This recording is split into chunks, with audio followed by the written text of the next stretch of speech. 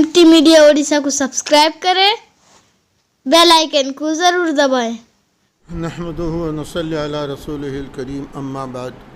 अऊज़ु बिल्लाहि मिनश शैतानिर रजीम, बिस्मिल्लाहिर रहमानिर रहीम। तावनु अलल बिर्रि वत्तक़वा वला तावनु अलल इस्मि वल उद्वान, सदक़ल्लाहुल अलीयुल अज़ीम। मेरे मोहतरम बुज़ुर्गों, दोस्तों, हज़रत मौलाना ज़हीमुल इस्लाम साहब ने अभी हम लोगों के सामने तफसील के साथ बात रखी और जमीयतुल उलमा का तारुफ़ और उसको लोगों से मुतारफ़ कराना, ये तो अभी ऐसा है, और ख़ासकर सूढ़े में और सूढ़े की सरज़मीन में कि जमीयत इतना मारूफ़ है कि हर बच्चा जानता है कि जमीयत क्या चीज़ है और जमीयत का क्या काम है। फिर भी इज़ा तकर्ररल कलाम जो है, जब बात बार बार सुनने में आती है तो दिल के अंदर वो बात बैठ जाती है। इस वजह से फिर हमको बार बार हालांकि बुलाने की भी ज़रूरत नहीं, ये तो ऐसी ज़िम्मेदारी है कि ख़ुद हमको आके यहाँ से मुतालबा करना चाहिए था कि हम क्या खिदमत पेश कर सकते हैं, हम क्या खिदमत कर सकते हैं। ये इनका एहसान है, बल्कि मरकज़ुल उलूम का एहसान है कि उसने हमें बुलाया, दावत दी और एक बार नहीं बार बार जो है दावत देते रहे, बुलाते रहे। ये उनका हम पर एहसान है। मेरे मोहतरम बुज़ुर्गों, दोस्तों, अगर देखा जाए तो ये 2 रुपये की क्या हकीकत है। ये 2 रुपये में एक टुकड़ा पान भी नहीं मिलेगा, एक चाय भी 2 रुपये में आपको नहीं मिलेगी। हाँ, पता नहीं बीड़ी का बंडल का क्या दाम हो तो हम कह नहीं सकते, लेकिन 2 रुपये में आपको अभी एक चॉकलेट भी नहीं मिलेगा। लेकिन वहारे जमीयतुल उलमा वाले वो अपना 2 रुपया 50 पैसा भी नहीं कहते, वही 2 रुपये ही कह रहे हैं। और उम्मत का हाल ये है कि वो 2 रुपया देने के लिए तैयार नहीं। तो जैसे मौलाना ने फरमाया, अगर हर आदमी जितना हम लोग आए अपना घर, अपने पड़ोस का 10 घर 20 घर और ले लें, जो अपने ज़ात से हो सकता है कि मैं 10 घर का ज़िम्मेदारी लेता हूँ, वो 50 घर का ज़िम्मेदारी लेता है।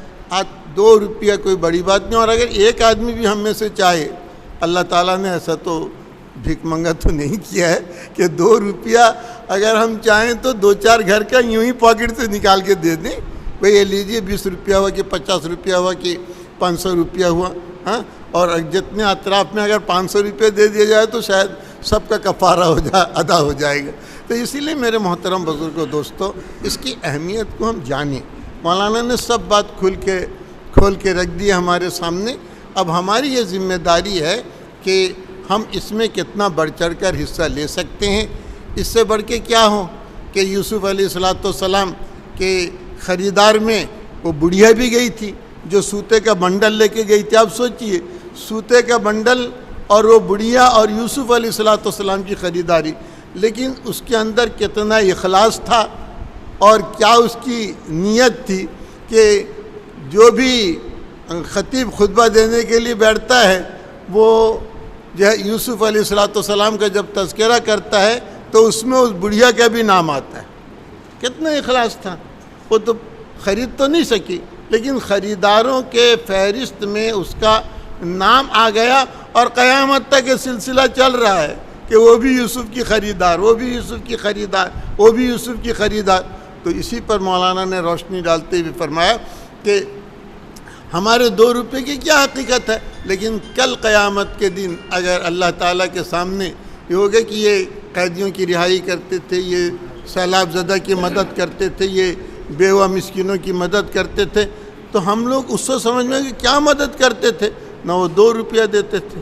और ये तो हदीस में है कि जब अल्लाह ताला फ़ैसला सुना देंगे कि जो गरीब हैं वो जन्नत में चले जाएं, तो गरीब जो हैं वो नहीं जाएंगे, खड़े रहेंगे। अल्लाह ताला पूछेगा कि तुम जाते क्यों नहीं हो, जाओ जन्नत में। तो ये गरीब लोग कहेंगे, अल्लाह ताला अब तक ये अमीर लोग गए नहीं, हम कैसे चले जाएं। अरे अमीरों से तुम्हारा क्या ताल्लुक़। न ये हम हमारे मदद करते थे, दुनिया में खाना खिलाते थे, हमारे घर के तामीर में मदद करते थे, ہماری بیٹی کے شادی میں مدد کرتے تھے، تو یہ اتنا مدد ہم دنیا میں ہماری کرتے تھے، وہ اب تک جنت میں نہیں گئے، ہم لوگ کیسے جائیں گے؟ تو یہ حدیث ہے کہ اللہ تعالیٰ فرمائے گا کہ اچھا جاؤ، ان غریبوں کی وجہ سے ان عمرہ کو بھی جنت میں داخل کر دیا گیا۔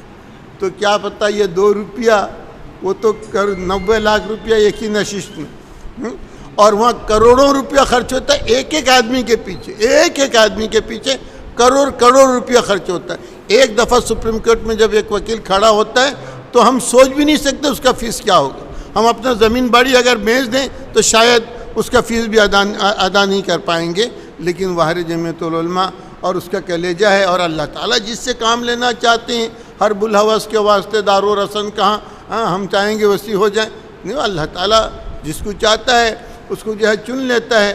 تو جمعیت العلماء کے اکابرین کو اللہ پاک نے گویا چنا ہے اس کام کے لیے، ملی خدمات کے لیے۔ اسی لیے ہم تو یوسف علیہ السلام کی بڑھیا کی طرح سوتے کا بنڈل پیش کریں گے، تو انشاءاللہ قیامت تک یہ سلسلہ ہمارا چلا رہے گا، اور قیامت کے دن جو ہے جہاں لاکھ دینے والے اور کروڑ دینے والے ان کو حصہ ملے گا، تو اللہ تعالیٰ ہم کو بھی محروم نہیں کریں گے، کیونکہ اللہ تعالیٰ یہ دیکھتے ہیں کتنا دیا، یہ نہیں دیکھتے، اللہ دیکھتے ہیں کتنے سے کتنا دیا۔ تو وہ 2 روپے کی وجہ سے پتہ نہیں اللہ تعالیٰ ہم پر رحم کھا لیں اور ترس آ جائے تو ہماری مغفرت ہو جائے گی۔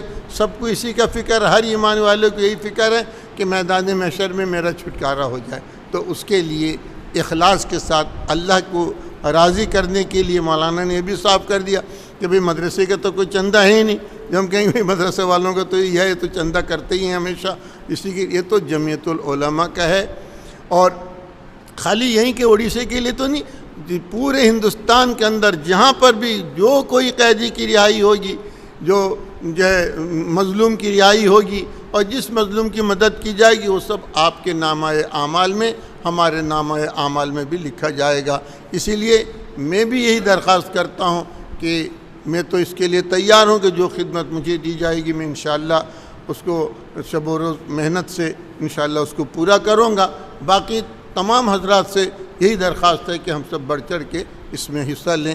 اللہ تعالی ہمیں جو ہے اس کام میں آگے بڑھنے کی توفیق عطا فرمائے۔